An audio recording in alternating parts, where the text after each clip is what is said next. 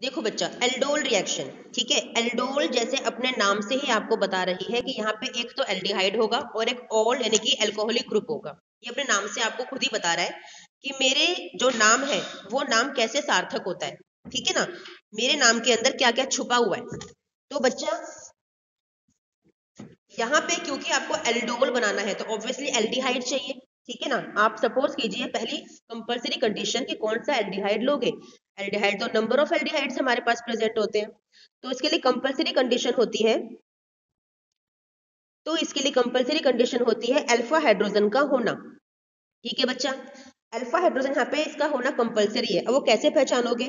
जो आपका एल्डिहाइड है इसके पास एक कार्बन होना चाहिए, कंपलसरी है कार्बन का होना, और इस कार्बन के पास हाइड्रोजन होना चाहिए।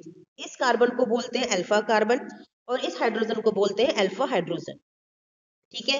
अगर इस तरह का कोई आपको मॉलिक्यूल दिखाई देता है, आपने कहा ये एल्डिहाइड के लिए अल्फा है, हाँ अल्फा है, लेकिन ये अल्फा हाइड्रोजन नहीं है, ठीक है। और अल्फा हमेशा कार्बन को काउंट किया जाता है, उसके पास हाइड्रोजन होगा तो अल्फा हाइड्रोजन कहोगे। ये कोई भी अल्फा हाइड्रोजन की कैटेगरी को क्रॉस वेरीफाई या सूट कुछ भी नहीं करता है, ठीक है। ये उसको मतलब वेरीफाई नहीं करता, ठीक है। तो हमारे पास एक ऐसा एल्डिहाइड होना चाहिए जिसके पास अल्फा हाइड्रोजन हो, ठीक है। तो ऐसा कौन सा एल्डिहाइड है? सिंपल है, आप ले लीजिए CH3CHO, इथेनॉल को ले लीजिए, यानी कि एसिटल्डिहाइड, ठीक है। इसके बाद रिएजेंट कौन सा होना चाहिए? That is dilute sodium hydroxide या फिर KOH भी चलेगा, ठीक है। लेकिन हम एक ही रिएजेंट से करेंगे तो हमारे पास है डाइल्यूट NaOH, ठीक है। अब हमारे पास यहाँ पे एक कंपलसरी कंडीशन और है कि दो मॉलिक्यूल होने चाहिए रिएक्टेंट के। क्यों होने चाहिए? क्योंकि जो हमारे प्रोडक्ट बन रहे हैं ना उसमें number of carbon chain double हो जाती है। यहाँ पे 2 कार्बन दिख रहे हैं, आपको अभी प्रोडक्ट में 4 कार्बन दिखाई देंगे। ये एल्डोल की खासियत है, ठीक है। जो एल्डोल बनेगा ना, एल्डोल आपका 4 का ही बनता है, ठीक है। ये उसकी खासियत है यहाँ जो हम बनाने जा रहे हैं, ठीक है। अब आपका बनेगा CH3 C, यहाँ पे OH H और यहाँ पे आएगा CH2 CHO, ये बनता है।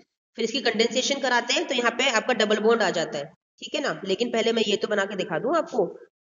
अब देखो हमारे पास था CH3 CH double bond O था, और एक था CH2H, ऐसे करके लिखो, और C डबल बॉन्ड O और H। यहाँ पर ना हम ये वाले हाइड्रोजन को ब्रेक नहीं करेंगे, तभी हमारा CHO ऐसे कैसे रहेगा। ये वाला H का बॉन्ड ब्रेक करो, पॉजिटिव और नेगेटिव चार्ज। यहाँ पर ये ऑक्सीजन का बॉन्ड ब्रेक करो, पॉजिटिव और आपका नेगेटिव चार्ज, ठीक है बच्चा। अब देखो, अब ज्वाइन करो, CH3 ये रहा, ठीक है, CH ये रहा, ये वाला ऑक्सीजन सिग्मा बॉन्डेड आपका ये रहा। H कहां से आया? आपका H पॉजिटिव जो नेगेटिव को अट्रैक्ट करके पहुंचा है वो ये रहा, ठीक है। अब ये C पॉजिटिव जो ये वाला है, इसके पास ये C नेगेटिव वाला अटैच होगा CH2, ये रहा CH2, पूरा CH2 आ गया, और इस CH2 से आपका CHO जुड़ा हुआ है जो कि ये रहा। मिल गया आपको प्रोडक्ट, आया समझ, ठीक है। इसी को कहते हैं एल्डोल। और इसी में पता है एल्डोल कंडेंसेशन आपसे पूछ लिया जाता है। कंडेंसेशन क्या होगा? जो ये आपका एल्डोल फॉर्म हुआ है इसमें आपको वाटर का मॉलिक्यूल रिमूव करना है, ठीक है। आपको करना है यहाँ पे माइनस वाटर। कहां से होगा माइनस वाटर? OH जाएगा इस वाले कार्बन से, हाइड्रोजन जाएगा इस वाले कार्बन से। अब बच्चों को एक क्वेरी रहती है, क्वेश्चन रहता है कि हाइड्रोजन यहां से क्यों नहीं निकाला मैडम, इसके पास भी तो हाइड्रोजन है। भाई जब हमें बराबर वाले कार्बन से ही निकालना होता है, ये रूल है कि जिस कार्बन से OH निकला है उसी के लेफ्ट या राइट वाले कार्बन से H जाना चाहिए। तो भाई इससे क्यों नहीं निकाला, इसी से क्यों निकाला है? चलो मैं आपको दोनों लिख के बताती हूँ और आपका आंसर आपको यही मिल जाएगा कि ऐसा क्यों। क्योंकि ये क्वेश्चन भी एग्जाम में आता है, ये का मतलब ऐसा क्वेश्चन एग्जाम में आता है जिसे हम बोलते हैं सेटजेफ रूल, आपको मैंने बताया था, ठीक है। देखो क्या होगा, दोनों बना के दिखाऊंगी आपको। हम कर रहे हैं माइनस वाटर, ये नंबर 1 कार्बन, ये नंबर 2 कार्बन, इसको हम दे रहे हैं, ठीक है। पहले नंबर 1 कार्बन से मैंने निकाला हाइड्रोजन, तो डबल बॉन्ड आया, डबल बॉन्ड आया, यहाँ पे है CHOH और ये है आपका CH2CHO, ठीक है। ये था फर्स्ट कार्बन के लिए। अब सेकंड कार्बन के लिए क्या बनेगा? CH3CH OH, सॉरी इसको तो हम हटा रहे हैं ना, इसे क्यों लगा रही हूँ मैं।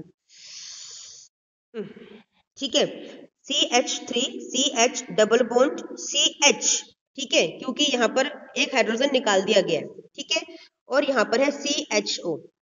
ये था नंबर 2 कार्बन के लिए, ये था नंबर 1 कार्बन के लिए। अब क्या आप मुझे बता सकते हो कि इनमें से कौन सा स्टेबल एल्कीन है? एक क्वेश्चन एग्जाम में आता है स्टेबल एल्कीन से। सेडजेफ रूल होता है, SAYTZEFF, सेडजेफ रूल, सेडजेफ साइंटिस्ट का नेम है। पता है किसी को क्या?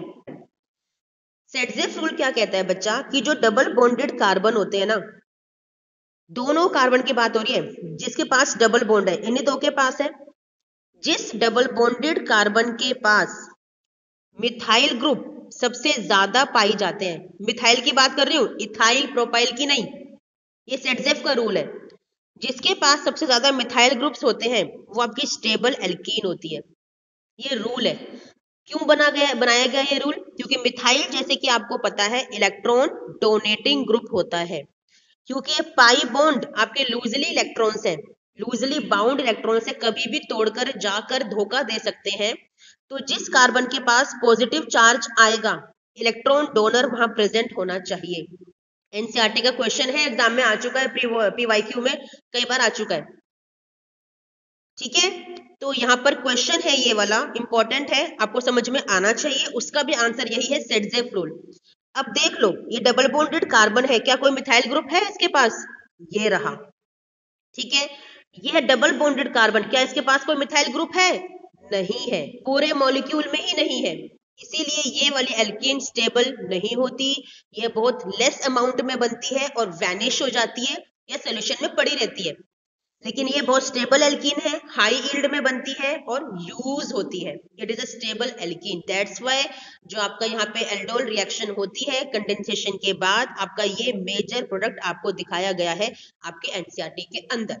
आई होप आपको एल्डोल रिएक्शन कंप्लीटली समझ में आ गई है with mechanism and with rules जो भी यहाँ पे अप्लाई किए गए हैं। एम आई करेक्ट बेटा?